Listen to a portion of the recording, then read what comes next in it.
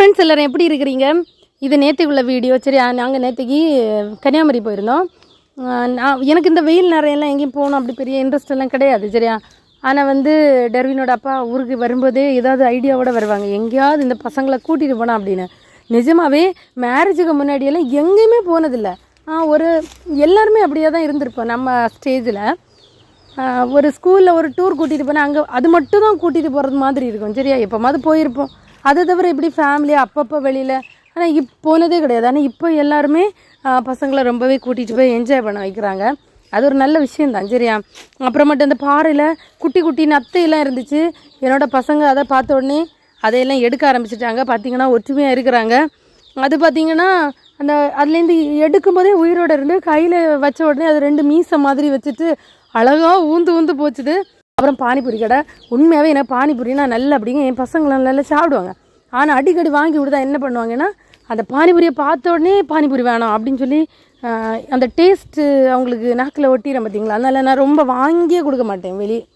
சரியா, ஆனால் வேறு வழி இல்லை. சரி, எல்லோரும் வாங்குகிறாங்க, இது கூட வாங்கி கொடுக்கலன்னா எப்படி, சரி வாங்குவோம் அப்படின்னு சொல்லிட்டு 2 பிளேட் தான் வாங்கினோம். வீட்டிலலாம் பார்த்திங்கன்னா ஃபுல் டைம் ஃபைட் பண்ணிகிட்டே இருப்பாங்க.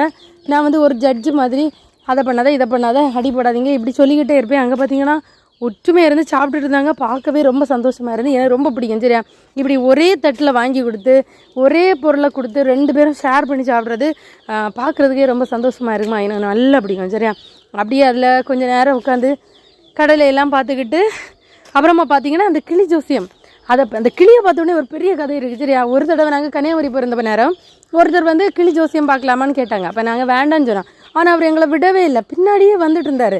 அப்புறமா சிலவங்க வந்து நீங்கள் கிளி ஜோசியம் பார்க்குறீங்கனாலும் எல்லார்ட்டையும் கேட்டுருந்தார். நாங்கள் கார் பார்க்கிங் பண்ணியிருந்தோம்ல அந்த இடம் வரை அவர் வந்துட்டார்.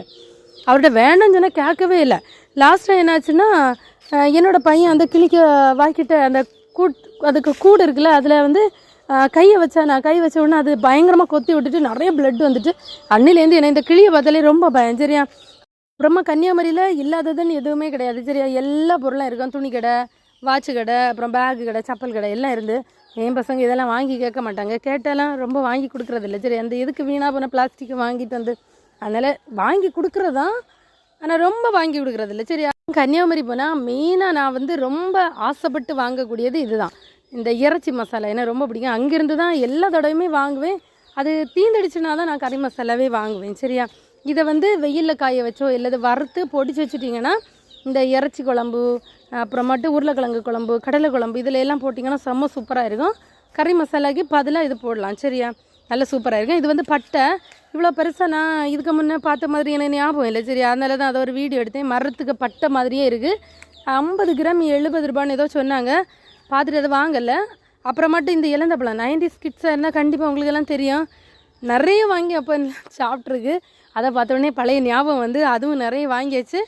வேறு அதில் பெருஞ்சீரகம், ஜீரகம், நல்ல மிளகு அப்படின்னு எல்லாமே இருந்து வெயிட் போட்டு தர மாதிரி. ஆனால் இதெல்லாம் வாங்கலை. சரி, இந்த அல்வா எல்லாம் பார்க்குறதுக்கு அழகாக கலர்ஃபுல்லாக இருந்துச்சு. நம்ம வாங்கி சாப்பிட்டு அந்த பசங்களும் அதை சாப்பிடுவாங்கல்ல, அதனால் எனக்கு பிடிக்கலை, அதனால் வாங்கலை. சரியா, அப்படியே கிளம்பி வந்தாச்சு கன்னியாகுமரியிலேருந்து.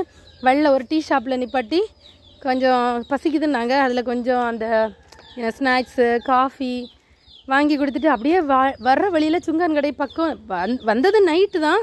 மீன் இருந்துச்சு, நெத்தலி மீன் பெருசாக இருந்து நல்லா இருந்து. சரி, வாங்கி நாளைக்காவது குழம்பு வைக்கலான்னு சொல்லி வாங்கிட்டு வந்தோம். வீடியோ முடிஞ்சு. வீடியோ பிடிச்சா லைக் பண்ணுங்கள், சப்ஸ்கிரைப் பண்ணுங்கள். சரியா, பாய்.